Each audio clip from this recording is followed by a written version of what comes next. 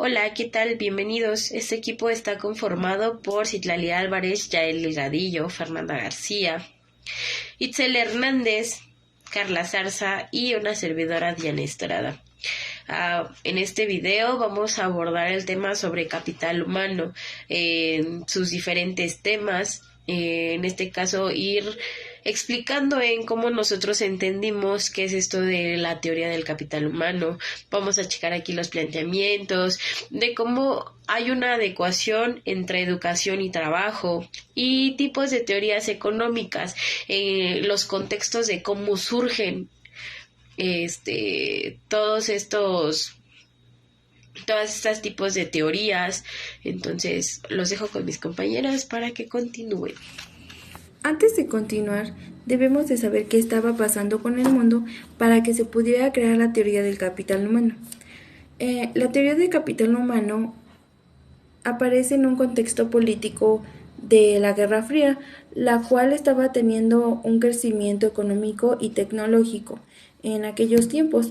Recordemos que la Guerra Fría fue un conflicto político e ideológico que tuvo Estados Unidos con la URSS. Aquí es cuando van tomando conciencia de la importancia de los recursos humanos para la buena marcha de las naciones. La llamada teoría del capital humano se podría considerar la expresión más acabada de dicho enfoque. La idea que trata de dar es insistir en los rendimientos sociales y privados que se derivan de la inversión, debido a la inversión mínima que se estaba teniendo para la satisfacción de las necesidades vitales.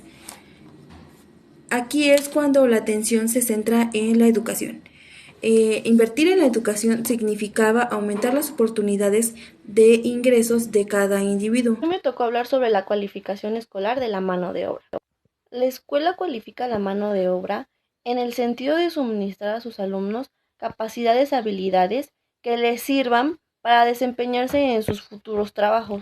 Esta incidencia en las capacidades nos hace pensar que entre mayores años estemos estudiando, mayores serán las habilidades que adquiriremos y de esta forma podamos estar en unos puestos de trabajo mucho mejor, en donde se piden que nuestras habilidades y capacidades sean específicas.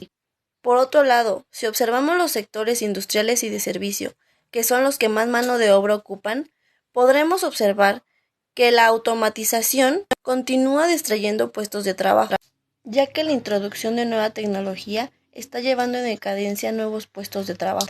En cuanto a los puestos de trabajo que aún existen, ya no requieren la fuerza física del trabajador, ya que la máquina realiza los trabajos pesados, haciendo que el trabajo se vuelva rutinario. De igual manera, el sueldo es mucho menor, ya que se realiza menos esfuerzo trabajando. Una vez expuestas las distintas expresiones que adopta la teoría del capital humano y antes de entrar en los problemas de medida, en uno de los presupuestos comunes, según el alumno se comporta como un actor racional, utilizando la educación como medio para acceder a unos mejores ingresos y a una posición social de mayor prestigio.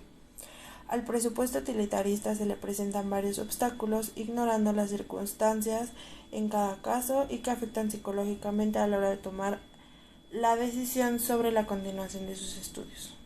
Desde los presupuestos utilitaristas del capital humano, habría dificultades para dar cuenta de estos costes psicológicos y consiguiente para facilitar información acerca de los grupos de riesgos, es decir, aquellos sectores de población que tienen más probabilidades de padecerlos.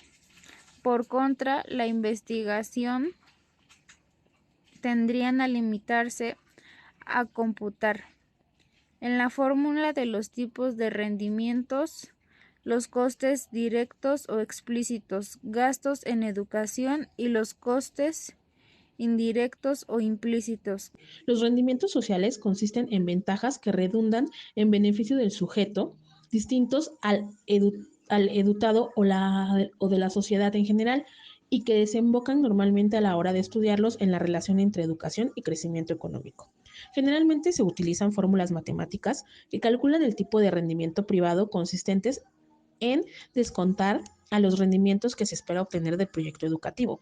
En cuanto a los rendimientos, se miden normalmente los llamados rendimientos indirectos, es decir, las diferencias salariales a lo largo de la vida laboral de grupo de trabajadores con niveles educativos sucesivos. Uno de los modelos que más reconocimiento ha obtenido ha sido el de Mincer, el cual pone énfasis en los costes indirectos o de oportunidad. La fórmula del modelo escolar de Mincer trata de calcular el logaritmo de los ingresos en un año dado con determinados años de estudio, en función de los ingresos que se tendrían sin esos años de estudio, más por el producto de una constante que por los mismos años. La forma más sencilla de trabajar con esta fórmula es aplicar a determinadas bandas de edades cuando se supone que ya se ha tenido tiempo de terminar los estudios superiores y hasta la jubilación, por ejemplo, entre los 25 y 64 años. No obstante, aunque la mayor parte de los trabajos posteriores que han seguido el modelo lo han hecho por este camino, se obtienen resultados más ajustados si se tiene en cuenta el concepto de overtaking, es decir, que las personas que concluyen los estudios es probable que continúen invirtiendo en su formación durante los primeros años de trabajo y hasta cierto umbral, traspasado el cual empezarán a percibir verdaderamente los resultados de toda su inversión. Mincer en sus estudios situó este umbral entre los 7 y los 9 años de experiencia. Aún así, este modelo posee algunos inconvenientes. En primer lugar, y hablando de costes, al tener en cuenta solo los costes de oportunidad, Mincer deja de lado, además de los costes inmateriales y psicológicos aludidos, los costes de materiales originados por la labor escolar y de profesorado,